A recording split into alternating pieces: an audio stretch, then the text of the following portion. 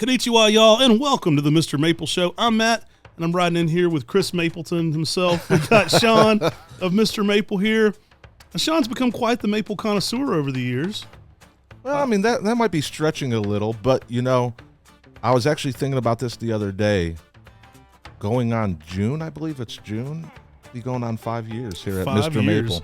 And pretty knowledgeable guy. I mean, I would say, as far as Talon Buchholz introductions go, you've wrote the book, you've read the book, you've read the blog. You know, this is the voice of Talon Buchholz for the Buchholz channel for reading the blog. So you've got a lot of deep dive. You've got your PhD in Talon introductions for sure. I did. I got to read a lot of his writings, and then also the fact getting to know him and talk to him personally and ask him questions. I mean, and like you say, I can't disagree. You're absolutely right.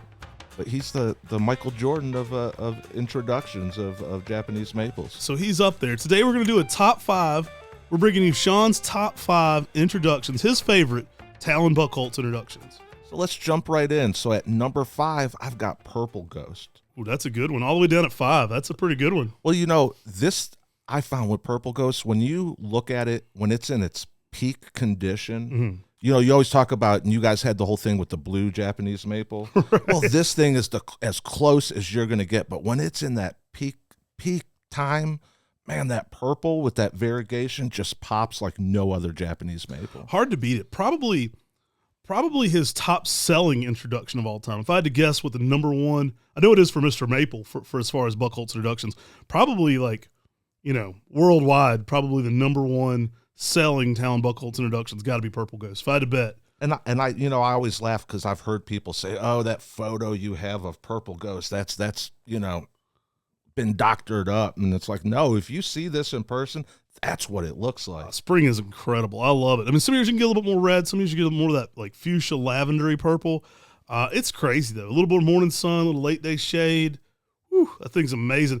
I always catch myself when we get out there at Buchholz going and visiting the original Purple Ghost because they're on the grounds in the Flora Wonder Arboretum, and it's just something special. It's been there since '93. It was actually the first ghost he ever named, but you know, Purple Ghost kind of became the official one. It was the first ghost he ever selected, not the first one he ever named, I should say.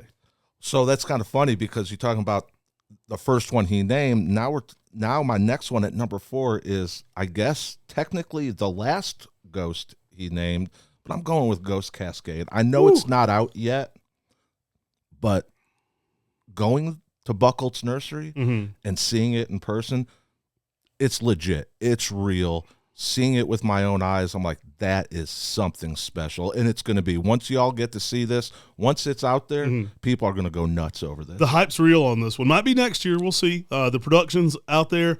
I mean, I waited a full year of owning the nursery before Talon showed me this one. We go out there, and he goes, "Hey, I named this one yesterday." Before he showed up, I think he was afraid me and Tim were going to name it. Incredible plant. Absolutely blew my mind. Reminds me of something akin to like kind of a grandma ghost if you mixed it with Jiro Shidari. So a little bit more Jiro Shidari shape, a little bit of that low cascading umbrella. Man, so next level. It's kind of a dream plant. Like it, you know, I talk about some plants being a creative player. It's like you added too many things. Like it seems like we made this one up. It really is. Love that pendulous nature of it though. And when you get that with that reticulated Ghost Series style variegation, super next level. And I think that it's going to be one a lot of people are going to want on their list. That's going to be a highly sought after plant. It's in production. Might be another year. We'll see. But yeah, it's out there. But yeah, I know it's not out there yet, but I had to add it to my list because it's real. I mean, it's for real. It is the real deal. I mean, it's rare that I get brought to my knees by a maple anymore. I've seen it all. I've dreamed of it all. I've been doing this over close to 20 years now. And this one absolutely humbled me. I was like, dang, he's still got one on me. I didn't even know this was out there. You know, they're still getting shocked and awed. Absolutely. And then for my number 3, I had to go with Eye Candy. And just because that spring interest of those pinks that come out, but then that variegation on it, when it starts to get more of that white in it with that variegation, I mean, and then the name Eye Candy. I know it's not spelled candy, but, you know, it does. You look at it and you got that. It's just so sweet. If you know Talon, this might be the most Talon name of any of the Talon names. I mean, Bloody Talons as well, but Eye Candy. The man's hilarious, and this is kind of a play on words. It's a little bit of eye candy for you. Beautiful plant. I mean, that reticulated style. Seedling from Alpenweiss that was found there in the Flora Wonder Arboretum, just right behind the office. There's that giant Alpenweiss introduction by Bob Balzer. We go through the seedlings that every year. There's some incredible seedlings out of that plant. Eye candy, really, the premium one of that lineage that he found. And that pink and that purple, that really is what brings it. I mean, it's one of the most exaggerated of a Higashiyama style Japanese maple. You want to give this one some protection from high afternoon sun, leaf it out slowly. That means no high nitrogen, no heavy pushes. You can get some of the most extravagant, it's almost like gaudy. It's like so crazy, especially in spring. It is, it's over the top for sure. Absolutely. And then number 2, I had to go with Ilarian. And there's a couple reasons I went with this. With Ilarian, I mean, not only that variegation, the pinks and then the whites, and then even when it goes in the summer and it gets a little bit more green. But I love the story behind this. Yeah. If you really dig in and I go check out Talon's writings. Go check out the Buchholz YouTube page that Sean's created with us, where we're added some of those blogs and audio book form. We may go back to that eventually too. Just got busy this last fall, but go check that out. There's a lot of great. I know you went through and did all the introduction of Talon Buchholz blogs and narrated those, and you get into some of the deep dives. So if you want to hear some of the stories and some of that history, that's a great place to go dig into maple lore and history. And then also with this one is when we were on the Maple Society tour, we went to a private, someone's just home, but it was their private garden, and there was an Ilarian there, and I saw Talon sitting there checking it out. Yeah. And I had to ask him, I'm like, Talon, what's it like? You've grown these wholesale.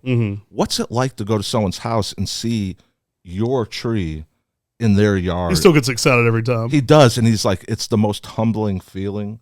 And, so with this one, the story behind it, and, knowing what he, how he feels about it. I mean, like, it's just such a killer tree. Yeah, there was a young man at the nursery named Ilarian, and Talon really, really took to the young man. And he often engages his workers. There's a lot of seedlings around. Talon has a Rising Stars where he kind of collects seed intentionally from certain different cultivars looking for new traits. And sometimes he'll kind of engage his staff to go out that day and look through and find something interesting. And Ilarian came back with this beautiful, just almost all wide Reno Nishiki style variegation.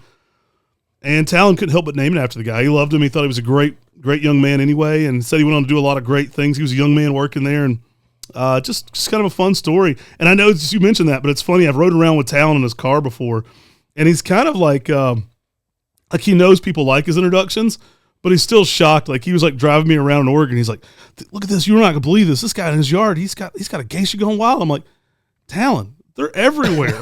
Like, you could drive around in North Carolina. This is right beside Buchholz Nursery. You're going to find these all over the country. So it shocked him to see it in the wild, so to speak, as well.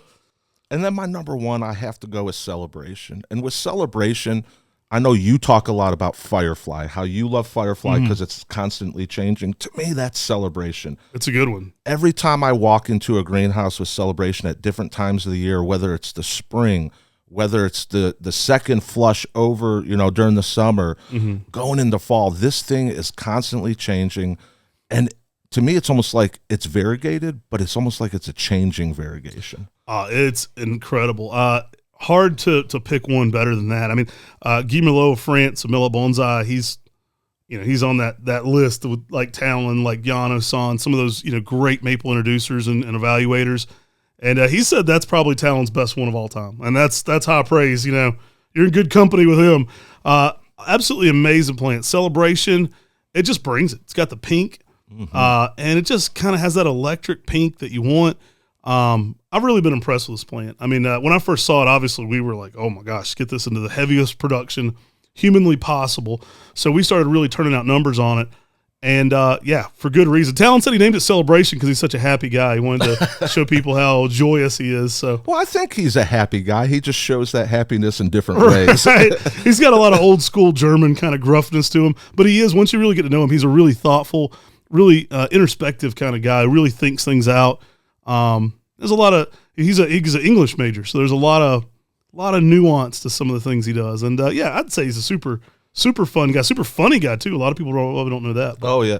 And with Celebration, I know you've talked about this, on camera, talked about, people calling up and wanting to memorialize grandma and get the grandma goes, go with celebration. Right. It's Celebration a celebration of life. You got it, man.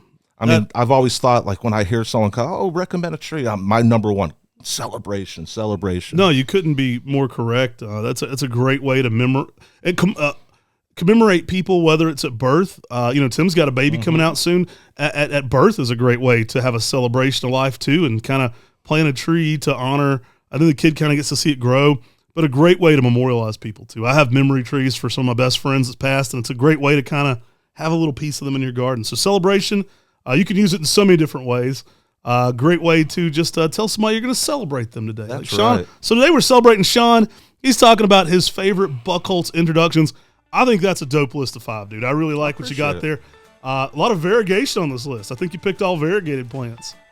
I think, I like flashy. I like, I mean, you've seen me play. When I get on stage, I get a little flashy. It's my moment to, and with trees, you need a little flashy in the landscape. We should have wore the sprinkle jacket, the sparkling electric.